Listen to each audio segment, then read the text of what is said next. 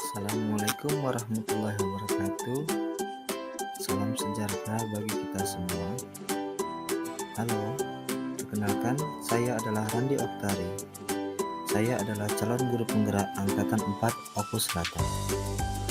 Pada video kali ini, izinkan saya berbagi tentang koneksi antar materi pembelajaran berdiferensiasi.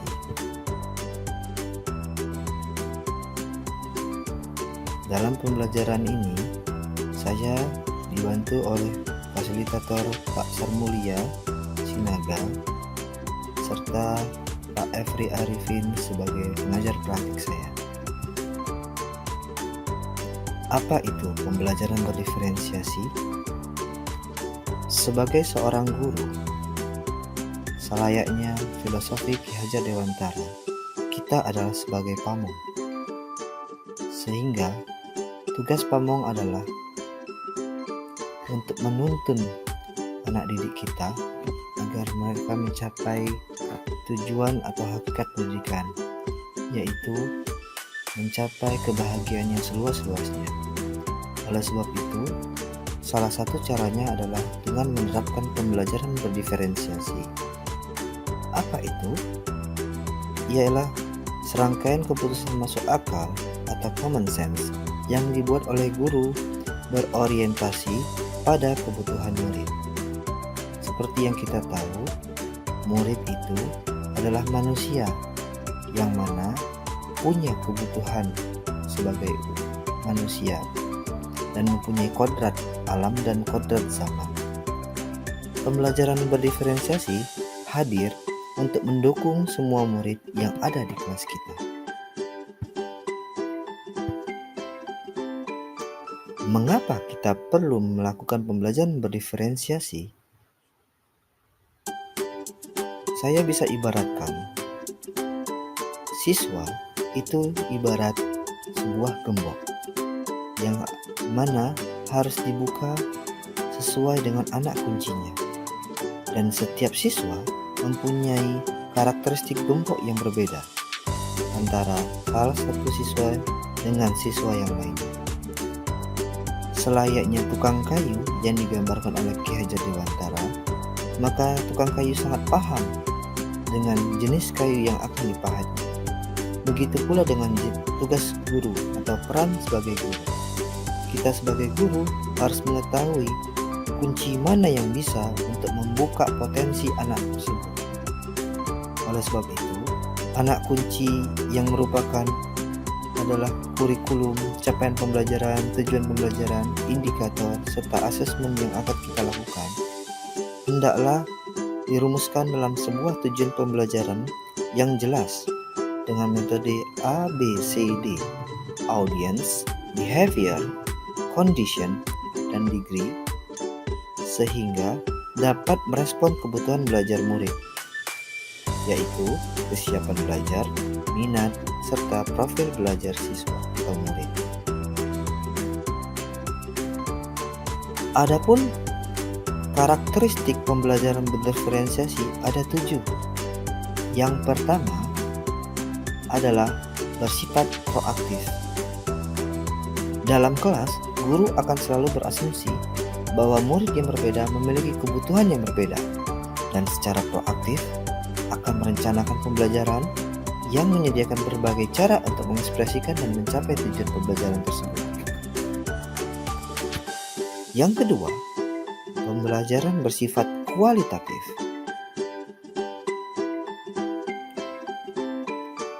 Maksud dari kualitatif adalah bahwasanya guru dalam pendekatan diferensiasi akan membuat laporan pembelajaran atau membuat sebuah tujuan pembelajaran bukan hanya berdasarkan angka-angka, tetapi juga perkembangan peserta didik dari hari ke hari dengan cara mengukur ketercapaian, capaian kompetensi atau pembelajaran yang ingin dicapainya. Dan perlu diingat, capaian pembelajaran setiap siswa bisa saja berbeda-beda sesuai dengan kebutuhannya. Yang ketiga, berakar pada penilaian. Guru yang memahami bahwa pendekatan belajar mengajar harus sesuai dengan kebutuhan murid akan mencari cara setiap kesempatan untuk mengenal murid mereka dengan lebih baik. Mereka bisa melihat percakapan individu, diskusi kelas, pekerjaan murid, observasi, dan penilaian sebagai cara untuk mendapatkan wawasan tentang apa yang paling berhasil untuk setiap muridnya. Sehingga apa yang mereka pelajari akan menjadi katalis untuk menyusun dan merancang pembelajaran dengan cara-cara yang membantu setiap murid memaksimalkan potensi dan bakatnya. Yang keempat, berpusat dengan murid. Sesuai dengan nilai dan peran guru penggerak, bahwasanya pembelajaran yang ada di dalam kelas hakikatnya adalah untuk murid. Maka, sebagai seorang guru, kita harus berfokus kepada kebutuhan murid, bukan berfokus kepada tuntutan kurikulum ataupun tuntutan sekolah. Yang kelima, bersifat organik.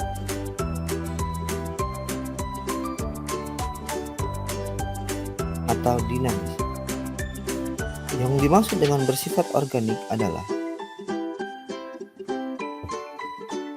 guru mungkin lebih tahu banyak tentang materi pelajaran, namun mereka juga terus belajar tentang bagaimana murid mereka belajar. Karena setiap angkatan, setiap siswa di dalam kelas tentu memiliki kebutuhan dan karakter yang berbeda-beda. Guru harus terus memantau kecocokan antara kebutuhan murid dan proses pembelajaran mereka, sehingga mereka dapat membuat penyesuaian atau ubah sesuaikan sebagaimana yang diperlukan. Yang keenam, pembelajaran diferensiasi adalah perpaduan antara pembelajaran seluruh kelas, kelompok, dan individu. Dalam pembelajaran diferensiasi, ada kalanya seluruh kelas terlibat dan ada kalanya dikelompokkan berdasarkan kebutuhan masing-masing serta karakteristik minat dan profil belajar yang sama. Dan ada kalanya guru dapat membuat asesmen secara individu. Jadi, pembelajaran berdiferensiasi tidak monoton hanya pada pembelajaran kelompok saja. Yang ketujuh, menggunakan beberapa pendekatan strategi, konten, proses, dan produk. Mari kita bahas strategi diferensiasi. Ada 3 strategi diferensiasi yang dapat kita gunakan, yaitu strategi pembelajaran diferensiasi konten. Yang kedua adalah strategi pembelajaran diferensiasi proses. Yang ketiga, strategi diferensiasi produk. Apa perbedaan ketiganya?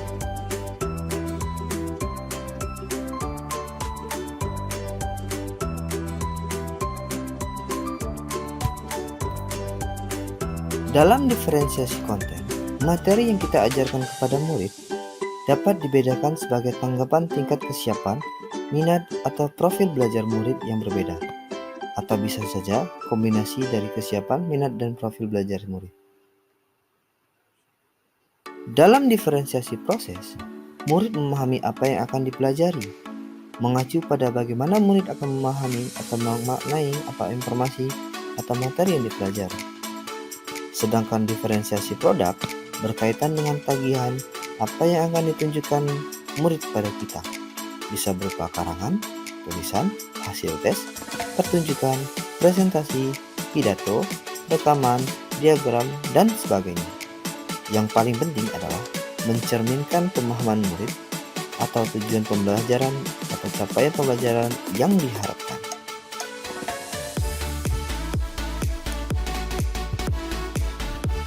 Bagaimana pembelajaran berdiferensiasi dapat memenuhi kebutuhan belajar murid dan mencapai hasil belajar yang optimal?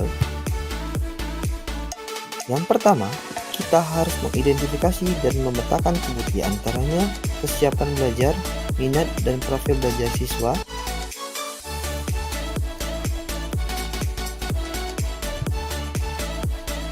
Kebutuhan murid itu berasal dari 5 kebutuhan dasar manusia yang sudah kita pelajari di modul sebelumnya, yaitu bertahan hidup, penguasaan, cinta dan kasih sayang, kesenangan, dan kebebasan. Mari kita bahas 3 kebutuhan murid yang harus bisa kita identifikasi atau petakan. Yang pertama, kesiapan belajar atau readiness. Kesiapan belajar adalah kapasitas untuk mempelajari materi yang baru. Sebuah tugas yang mempertimbangkan tingkat kesiapan murid akan membawa murid keluar dari zona nyaman mereka. Namun, dengan lingkungan belajar yang tepat dan dukungan yang memadai, mereka tetap dapat menguasai materi baru tersebut. Tomlinson dalam bukunya mengibaratkan kesiapan belajar murid itu bisa kita sesuaikan layaknya equalizer dalam pengeras suara atau speaker, yang mana setiap murid mempunyai karakteristik yang berbeda-beda. Mari kita bahas yang kedua, minat siswa. Minat merupakan suatu keadaan mental yang menghasilkan respon terarah kepada suatu situasi atau objek tertentu yang menyenangkan dan memberi kepuasan diri. Masih menurut Tomlinson dalam bukunya, untuk mengarahkan minat siswa dalam pembelajaran berdiferensiasi, kita dapat mengikuti beberapa langkah berikut.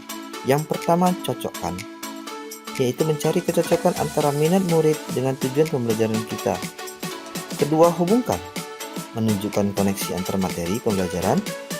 Yang ketiga, jembatani, yaitu menjembatani pengetahuan awal murid dengan pengetahuan yang baru yang akan dipelajari. Yang keempat, motivasi, yaitu sebagai seorang guru, kita hendaknya bisa menumbuhkan motivasi belajar bagi murid tersebut. Profil belajar mengacu pada cara-cara bagaimana kita sebagai individu paling baik belajar. Tujuan dari identifikasi atau memetakan kebutuhan belajar murid berdasarkan profil belajar adalah untuk memberikan kesempatan kepada murid untuk belajar secara natural dan efisien. Adapun yang perlu kita perhatikan di antaranya dalam memetakan profil belajar murid, yaitu preferensi lingkungan, pengaruh budaya, preferensi gaya belajar, serta multiple intelligence. Selain memetakan ketiga kebutuhan murid tersebut, hal yang paling sangat penting adalah lingkungan belajar. Untuk memastikan lingkungan belajar yang baik yang dapat mengundang murid untuk belajar, kita harus memastikan ada tempat di ruangan untuk bekerja dengan tenang dan tanpa gangguan, serta tempat yang menyediakan siswa berkolaborasi. Kita juga harus menyediakan materi yang mencerminkan berbagai budaya. Kemudian, kita juga menetapkan pedoman yang jelas untuk kerja mandiri yang sesuai dengan kebutuhan siswa. Ini dapat menjamin agar suasana kelas tetap tentram dan tidak chaos. Keempat, mengembangkan rutinitas yang memungkinkan siswa untuk mendapatkan bantuan ketika guru sibuk dengan siswa lain dan tidak dapat segera membantu mereka. Yang kelima, membantu siswa memahami bahwa ada siswa yang perlu bergerak untuk belajar, sementara yang lain lebih suka duduk dengan tenang.